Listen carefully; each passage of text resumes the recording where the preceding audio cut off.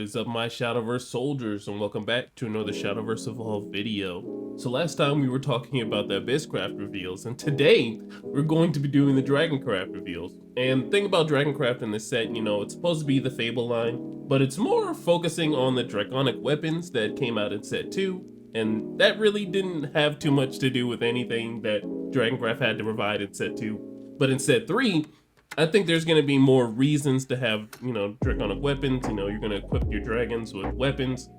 And we have our infamous, well, I guess famous, Laevateinn dragon in our Dragoncraft set. So let's figure out what cards are coming out in set 3. Alright, and the first card we have is Armored Burst. And for one, you can select an armed follower on your field and an enemy follower on the field. Put the follower on your field into your EX area and deal 3 damage to the enemy follower. Summon a Draconic weapon token. Alright, so the only way, if you're not sure before, the only way you can have an armed follower is if you have a Draconic weapon and then you equipped it to that follower by, I'm pretty sure by engaging the Draconic weapon and putting it into the cemetery, which, just gets removed from the game. And then that follower becomes armed. So if you use your follower to become armed and then you put that into your EX area, you deal 3 damage, which is pretty nice. Is this better than Blazing Breath? No, but I feel like if you're running the Draconic weapon, token variant of the deck, that this will definitely be pretty good for a 1-drop. Alright, next up we have Draconic Smash. So for 2, it's a quick. You can select the enemy follower on the field and deal it 3 damage. You summon a Draconic weapon token.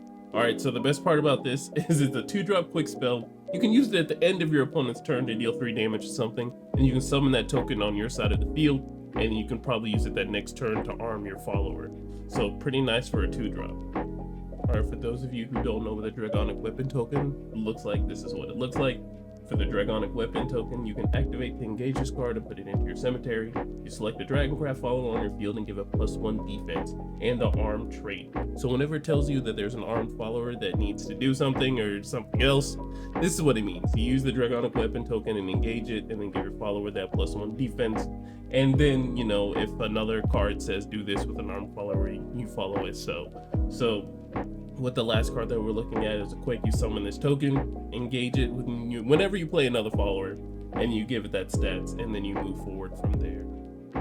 Alright, moving forward, we have Draknir Knuckle Dragon. So you evolve him from 1 to evolve this follower, but when you play Draknir, you summon a Draconic weapon token. So even when you play him, you can use that token the exact same turn as played, and there you go, you have an armed follower. Alright, looking at the evolved version of Draknir Knuckle Dragon. On evolve, you select the enemy follower on the field and deal it 2 damage. If there's another armed follower on your field, deal 4 damage instead. So even though the unevolved version of Draknir Knuckle Dragon summons a Draconic token, you can have another follower on your field and then, give it to them, evolve Draknir Knuckle Dragon and do 4 damage. So it feels like with this set, instead of having like overflow with dragons, you use the arm trait and they get those extra stats. That's what it feels like. Another card that we're looking at, which looks absolutely beautiful, is Dragon Summoner. So you can evolve her for 1, and let's go ahead and look at the evolved version of her. Alright, and as beautiful as ever, we have the Dragon Summoner evolved. So on evolve, you look at the top 3 cards of your deck. You may reveal a Dragoncraft follower from among them and put them into your hand. Put the rest in the bottom of your deck in any order. So one thing I do not want revealed to me is Forte, and that's exactly what this card can do, is look for Forte. So Dragon Summoner probably might be a little bit of a staple. I'm not sure. The evolve might take up some space, but honestly, a way for Dragon to look through their deck, well, at least look at the top 3 of their deck and see that they can get any Dragoncraft follower, that being Shenlong, Forte, Recap, or any of the big boss monsters that Dragoncraft needs, then that's pretty good. But if they run into a spell card or something like that, they're out of luck. But even if you get a Dragoncraft follower, most Dragoncraft followers are strong, in the metagame. So having the ability to just look at the top 3 and potentially getting that, because Dragoncraft isn't the best at drawing cards. Alright, next up we have Elder Tortoise. So when he comes into play, you gain 1 evolution point. If Overflow is active for you, give this follower +2/+2. So he becomes a 5/7. Is this card gonna be better than Olivia? No, it's not. But if you're running a more budget version of dragons, this is probably like, your go-to 1-of card in case you want to gain 1 evolution point, and then, you still have your ramp cards. So to make him a 5/7, he's still a potential threat to swing for a quarter of someone's HP next turn. So I feel like this is a pretty good card as a bronze, or maybe a 1-of of your deck if you need it, if you cannot run Olivia. Alright, next up we have Hammer Dragon Newt. So you evolve him for 1 to evolve him, and then when he comes into play, you look at the top 4 cards of your deck. You may reveal an armed spell from among them and put it into your hand. Put the rest on the bottom of your deck in any order. So it looks like any of the cards that, you know, summon draconic weapons have to be armed spells, like the 2-drop quick spell we saw earlier. You can definitely look at the top 4 cards of your deck and then see, you know, get it. And then on your next turn, you know, you can go ahead and use it, summon that draconic weapon token, and then go ahead and move on from there. Looking at the Hammer Dragon Newt evolve. So on evolve, you deal 2 damage to each enemy leader. So I think this card actually might be pretty good with the discard version of it. I don't know if there's going to be like a variant where you have the draconic weapons and the, you know, Dracomancer's rights. Little combination of whoever can concoct a crazy version of dragons. I'm not a huge Dragoncraft player, but I do love seeing some Dragoncraft gameplay. So I want to see what you guys can come up with this like crazy combination of burning people for 2 and then summoning these draconic weapon tokens. I'm just ready to see what set 3 brings to the metagame. Next up, we have the legendary Jabberwock. So when Jabberwock comes into play, you put another follower on your field into your cemetery. You reveal the top card of your deck until you reveal a follower that costs more than the one you put into your cemetery with this effect. Put the revealed follower onto your field, shuffle the rest or revealed cards, then put them on the bottom of your deck. So it looks like you play Jabberwock for 7, get rid of a follower that costs X amount, and then you keep revealing the top card of your deck until you find something that's higher than that, and then you can play it. So that seems absolutely ludicrous because you can probably play Forte for free, which absolutely scares me. So Dragons is going to be packing some serious heat with this card, so look out for that in set 3. Moving on to Lance Lizard. Once per turn, whenever this follower is selected by a card effect during a turn, give a +1 attack and deal 1 damage to each enemy leader. And then when it's played, if Overflow is active for you, summon a Draconic Weapon token. So if you're in that Overflow state and you play Lance Lizard, you definitely get that token. You can choose him with that ability, and then he gets that +1 defense from the Draconic Weapon token. And then from himself getting the 1 from Draconic Weapon token, he gets another attack. So it becomes a 4/5, and you can have a follower that has extra stats. You know, that number 5 is what I'm telling you guys about. It's not too crazy, but it's a little spicy.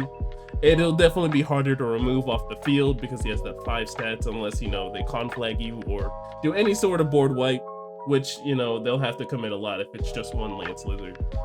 Alright, next up we have the Premier Laevateinn Dragon. So you're going to evolve him for 1. You can evolve this follower into an evolved follower with Laevateinn Dragon in its name. So with the evolve skill, there's multiple Laevateinn Dragons. So what you do is you spend 1 and you can choose different versions of Laevateinn Dragon. So let's figure out what the different versions of Laevateinn Dragon looks like.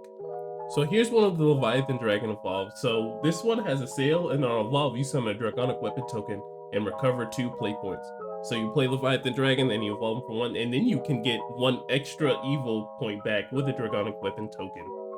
And then we also have the Laevateinn Dragon attack form evolved. So this card is treated as Laevateinn Dragon in addition to its other card name, so you can search it for the evo. And then on strike, you select the enemy follower on the field and deal it 4 damage, and then deal 3 damage to that follower's leader.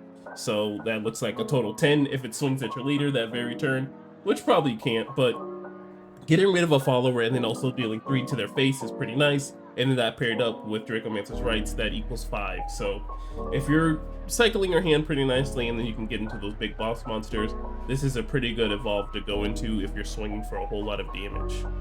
Next up, we have Master of Draconic Arts. So it has a sail, ward, and then when you play it, if Overflow is active for you, give this follower +4 attack and rush. So it becomes a 6/4, and he's able to attack those followers that are staying active. So those people who are like, yeah, I'm not going to ward this turn, so you don't have anything to swing at. Well, guess what? I'm going to play Master of Draconic Arts, and I'm definitely going to get rid of it. Is he better than Shapeshifter Mage? Probably not, because, you know, Shapeshifter Mage Evo has that Bane, so it doesn't really matter what the stats are. But I feel like this card is still pretty nice in case you don't have access to Shapeshifter Mage.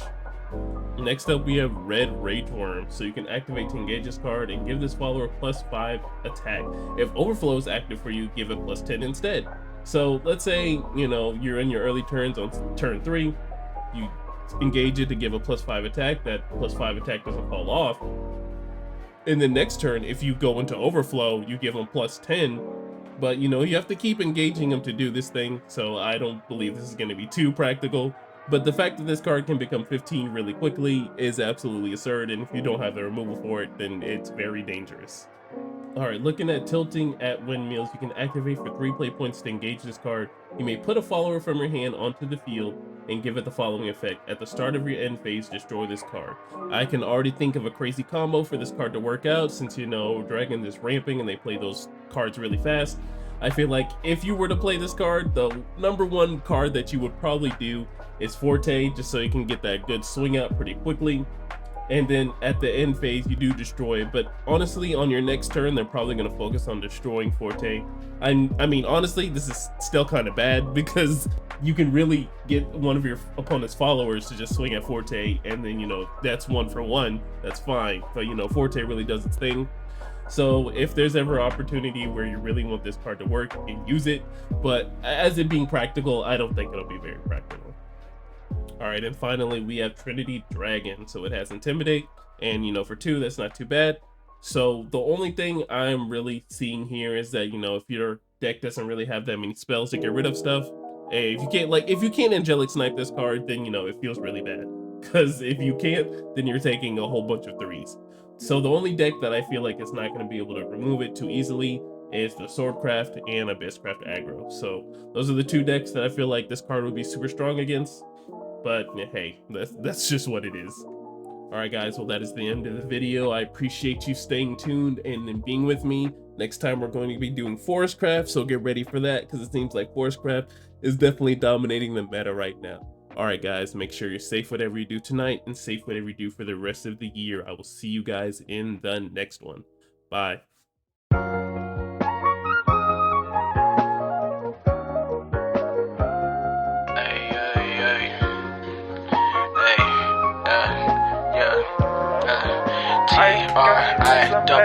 I gave you all my love, baby, my heart is cold when you're around. You warm it up, liquid gold, baby, yeah, you warm it up, liquid gold, baby, and my affection, all that paper you wasted. Take my love.